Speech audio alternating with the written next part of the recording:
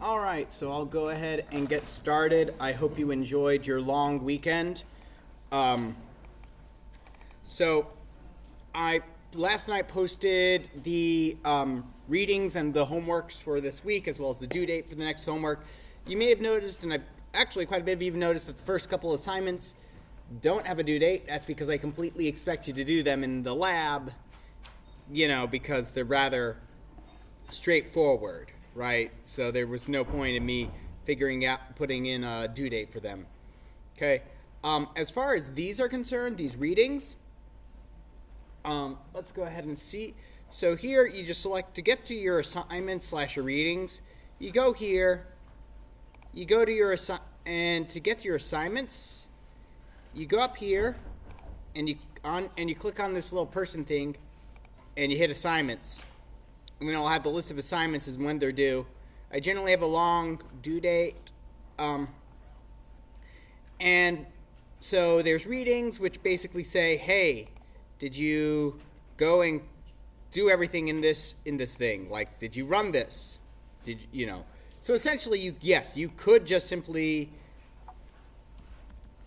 go through and run everything and not care, but I highly recommend against that because, because then you don't get the benefits of reading the textbook. There's also, under our assignments, besides the readings, some questions as well. And then you can click Score Me, which will give you your score for the assignment. A lot of this week's work is all about basically the stuff, and you can hit Score Me as much as you need to, right, to do this. A lot of these, so basically we've got a couple different types of questions. The first is fill in the blanks. Evaluate these expressions, right? Try to figure out what these are, and then and then convert them into Python. These ones I'm a fan of, which is basically drag the code into the order. These are just good exercises that you need practice for. So here, comments in Python are written with a special character. Check me. That is the correct answer. And now if I go and hit Score Me, I'll go from 5.8% of it all completed to 7.2% of it all completed. Then I'll go through and generate the grades automatically for these things. At least that's the theory of how it's going to work. So, but this stuff is 5% of your grade, but it's just simply going through the textbook and interacting with it.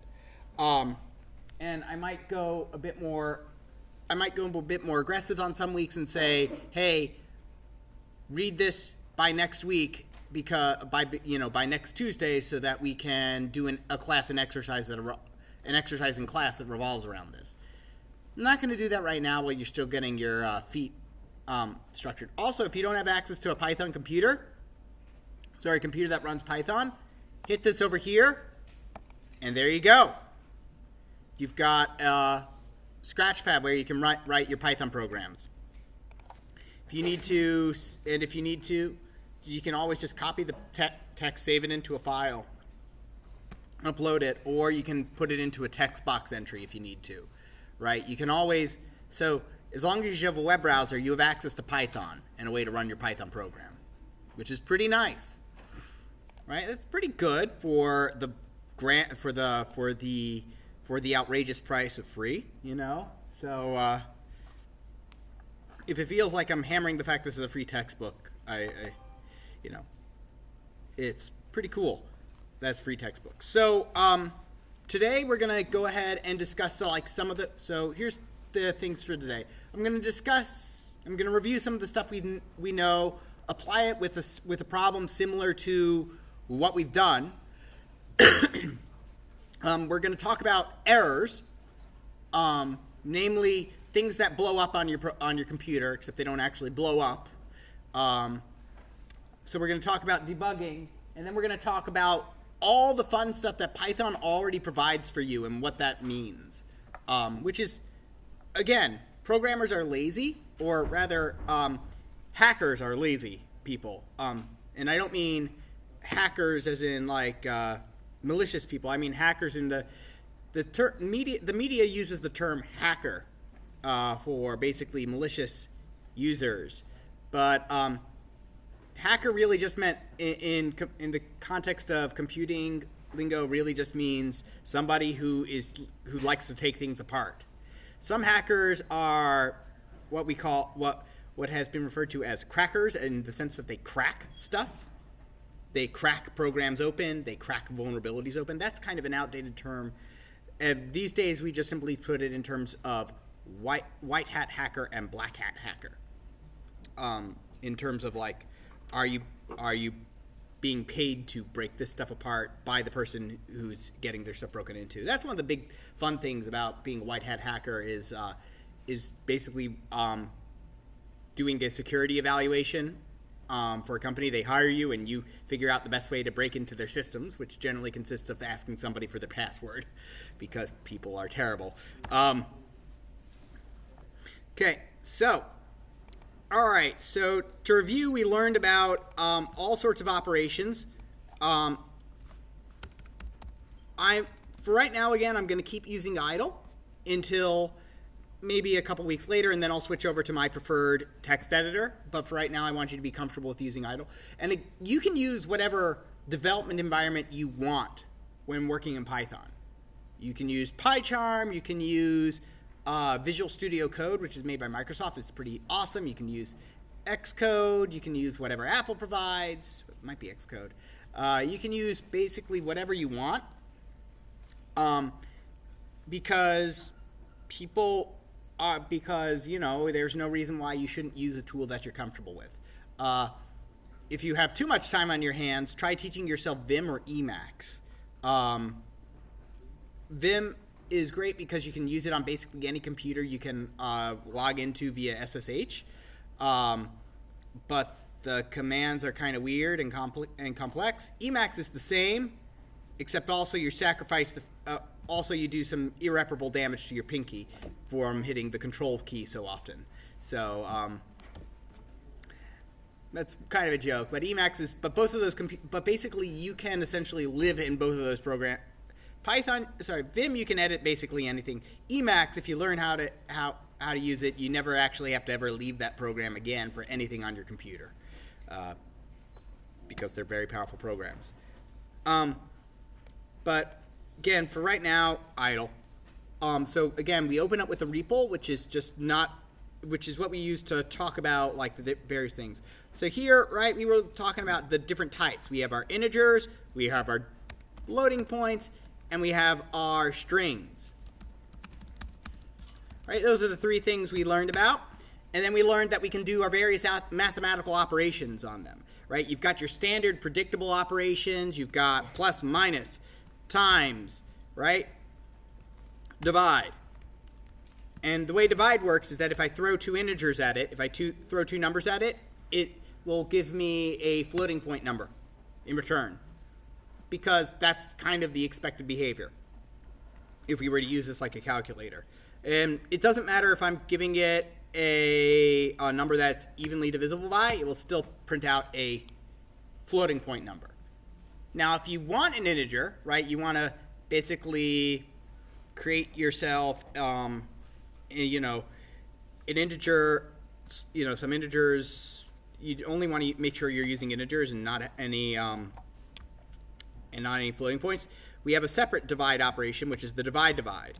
5 divided by 2 gives me 2, right? And that's basically saying take the answer that you would get from this, but throw out the decimal point and everything that comes after it. Not too complicated. The other big thing that we learned about is that the exponent operator isn't what we expect. This is not 7 squared. This is some weird binary operation that we will learn about later. That's not what we expected at all, because apparently we decided to make computers tough and do weird things with numbers. So instead, what we're going to do is for exponentiation is that since exponentiation is kind of like is in fact just a bunch of multiplication, we're going to do a bunch of multiplication operators, which is 2. So this is 7 squared in Python. Not too hard. It's just one of those weird, oh yeah, things that you got to remember. Right? And then finally, the last one, the trickiest one for a lot of people, which is the modulo operation, which just simply says, hey, if divide gives me the quotient, right, then the remainder, going back to all flashbacks of 4th grade, the remainder, 7 mod 2, gives me 1.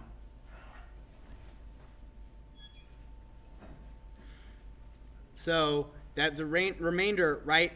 If we divide 7 by 2, we have 1 left over. So modulo operations are pretty cool. The big thing we use it for is that when we learn about if statements is to tell if numbers are even or odd. And the other thing we use it for is that if we've got a big number and we just want to get the last digit, we can mod by 10, which is pretty cool. We can just simply take it out by 10. Finally, addition and other operations worked really differently for our strings, right? This is all stuff we've learned last week, but that was a week ago. So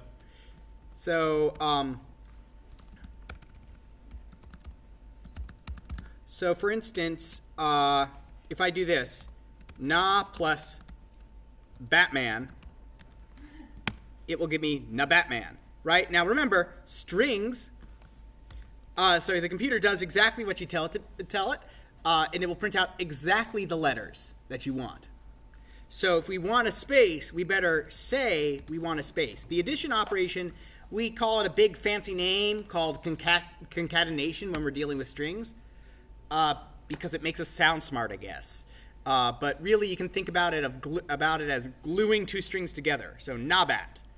The other cool operation that's really specific to Python is the multiplication operation when we deal with strings, which is that we can do something like this. We can go na, and then we can multiply by 10, which will multiply the string, which replicates it. It creates, so we get na na na na na na na na na na na na Batman, right? I probably did way too many nanas, but whatever, you get the point, right? And the idea here is that it just simply lengthened the string, and this resulted in a string. So this gave us a new string, right?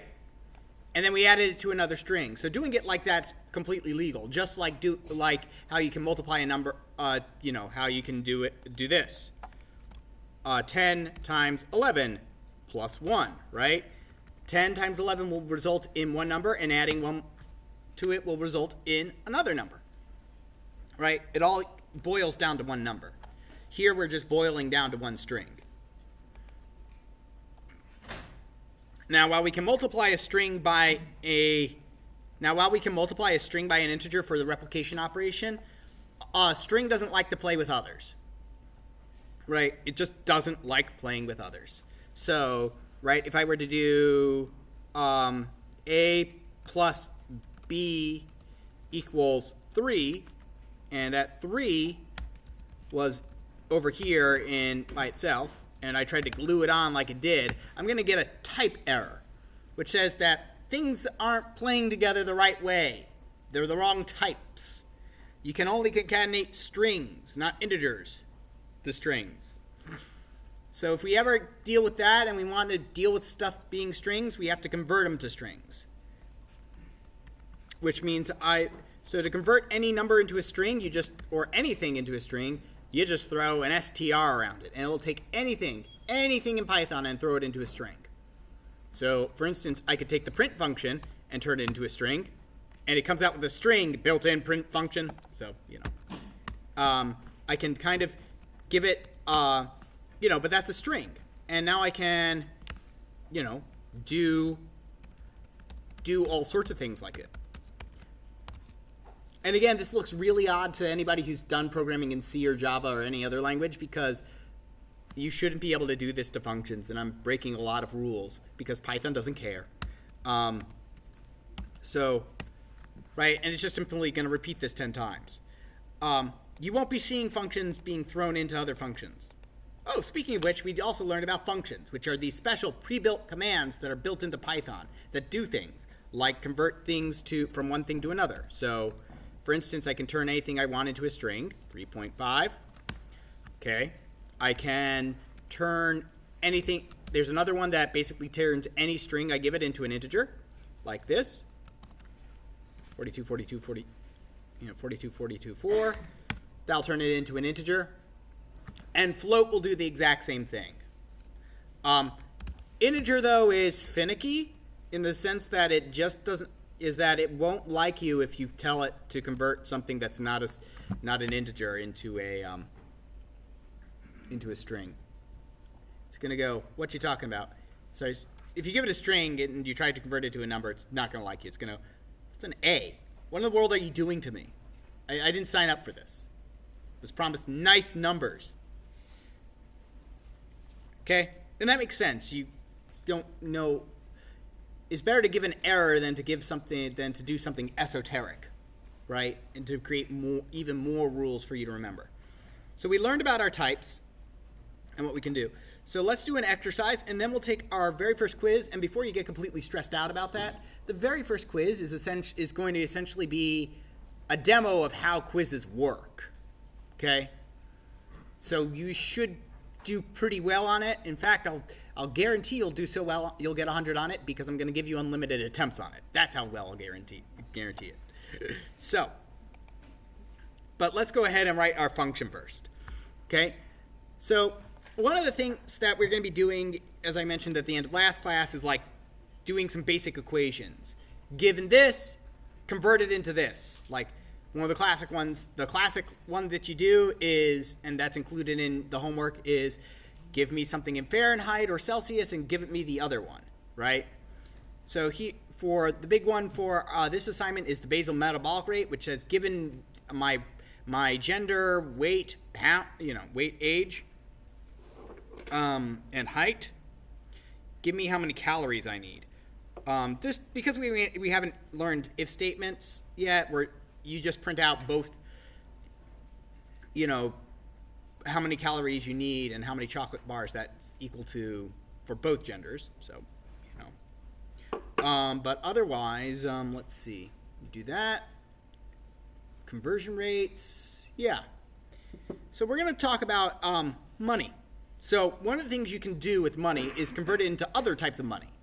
Because, as you might find out, despite, the United States dollar does do a lot of business, but you try to hand a dollar somewhere else, you try to go to Europe and try to spend your dollars, it's not going to be particularly easy. You go to Britain, they're going to be like, George Washington, that traitor? No, we don't accept his money. No.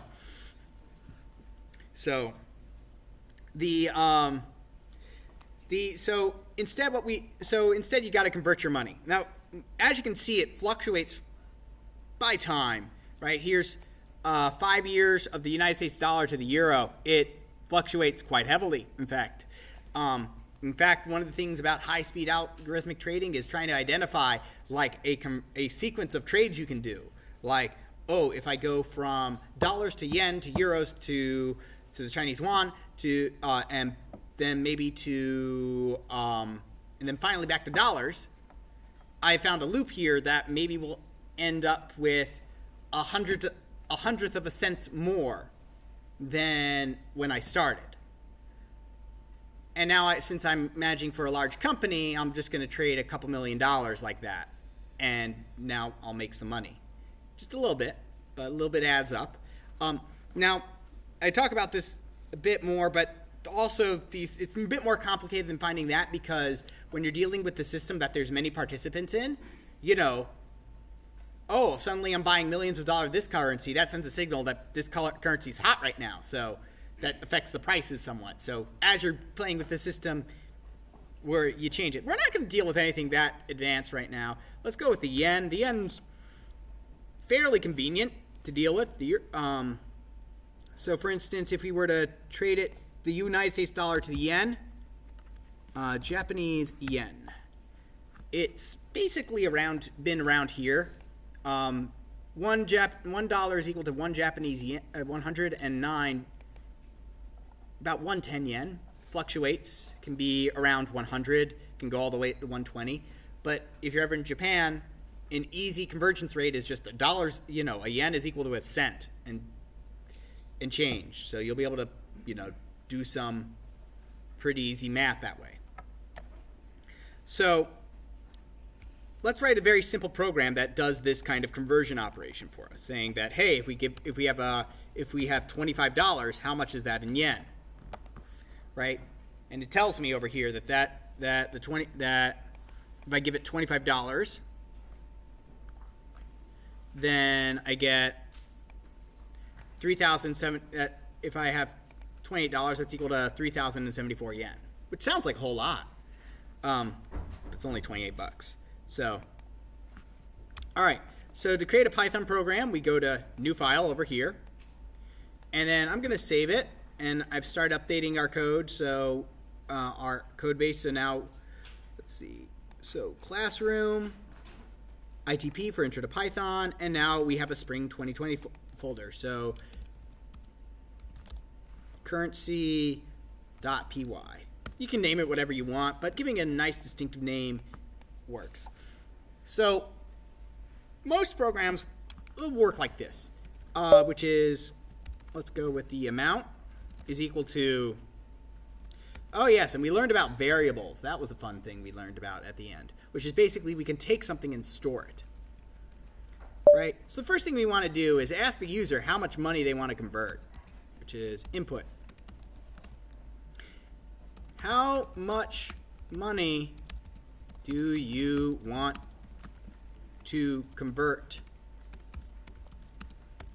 from dollars to yen? You don't have to type it in exactly there or what it is. You can just simply say how much you want to convert or whatever. But what this does is that this takes user input, right? The input function is kind of the opposite of the print function. Rather than printing something out to the screen, it asks the user to enter something. And what it's going to do, this equal sign, remember, think of it more like this arrow, which is storing the answer from the input in a new variable called amount. Remember, we're not limited like we are in math to calling new variables just a single letter, right? We have copy-paste, so we can totally just simply we can make large variables and just simply copy-paste them in. So if we run this now, how much money do you want to convert from dollars to yen? And now you notice the cursor's over here, and let's say 20 bucks.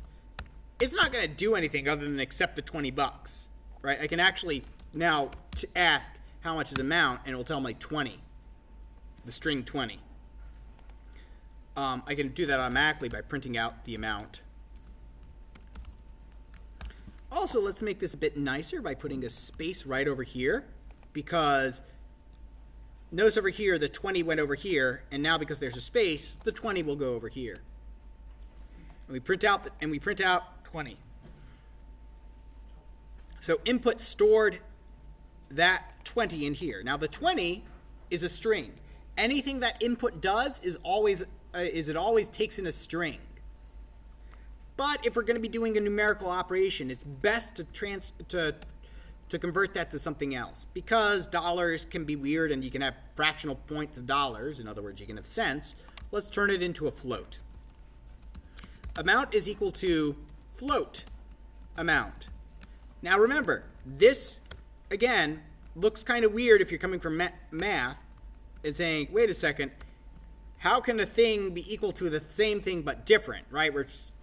This is, even though I'm saying equals here, this is the assignment operator, meaning that you think of it like this arrow, pointing this over here. So we're taking the string and converting it into a floating point, a decimal number, and we're going to store the result of this expression in amount. Essentially, we're overriding amount with the value now as a floating point number. That way, when I do an operation with it later, I don't have to think about it. 20, and now it says 2.0, 20.0. Right.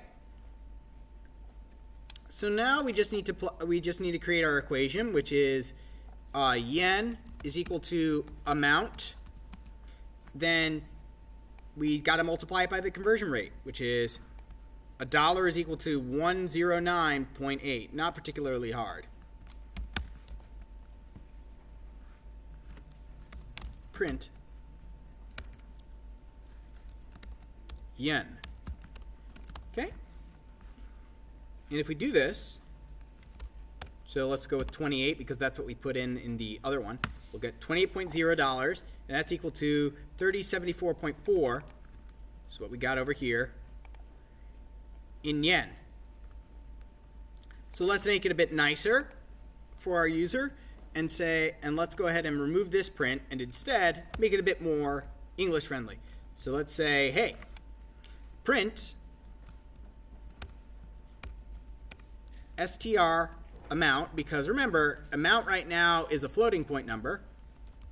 So we got to convert it to a string. Boom. Plus is equal to point, and then string yen. Why string yen? Because remember, yen is a floating point, and we got, if we're going to be gluing it to strings, you got to convert it to a string first. Amount is equal to string yen plus, and let's go ahead and what else do we have?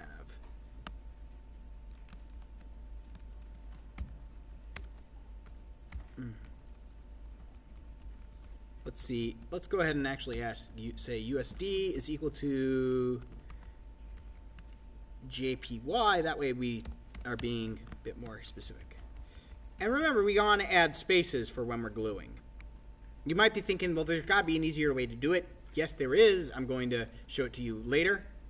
But for right now, it's good here. Let me go ahead, since I know some of you are typing, let me just go ahead and... Oops, that did not help at all. Oh, there. That's good, actually. Nope, that didn't work.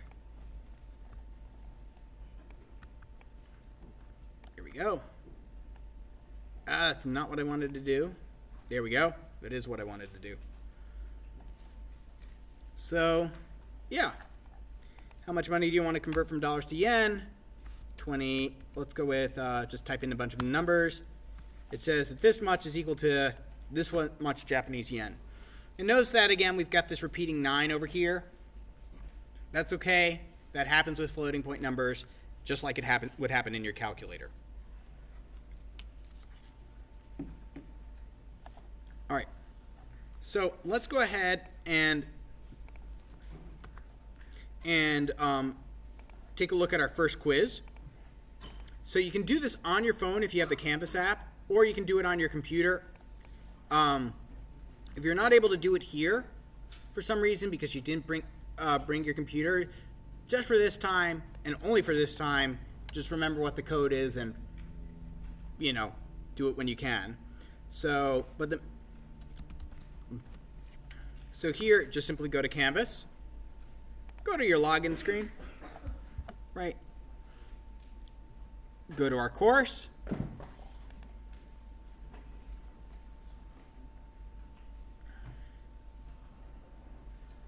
And then go to quizzes.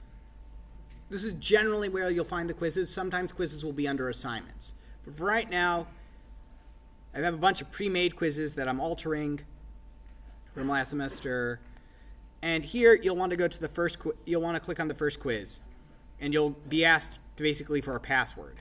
That's how all these quizzes work. Let's see. Allow multiple attempts. Score to keep. Highest. Allowed attempts. Whatever. And then the password for this one is 12345. So that should be not too hard to remember. So save. Allow multiple attempts. So and the quiz questions are fairly straightforward. Most quiz questions I give you are, as you'll see, you just simply evaluate stuff. Like, let's take a look at this one, right? First is that you get a 4 point out of the 10 points. You get 4 just for showing up. This is going to get you ready for the drop down drop-down code stuff that we'll be doing later on. And then multiple choice questions. Why do I do it like this? Because these grade automatically, and I've got 50 of you. So yeah, don't want to grade. Make the computer do it for me. So all right, I'll give you some time to do it, and then we'll get back to the lecture and talk about errors.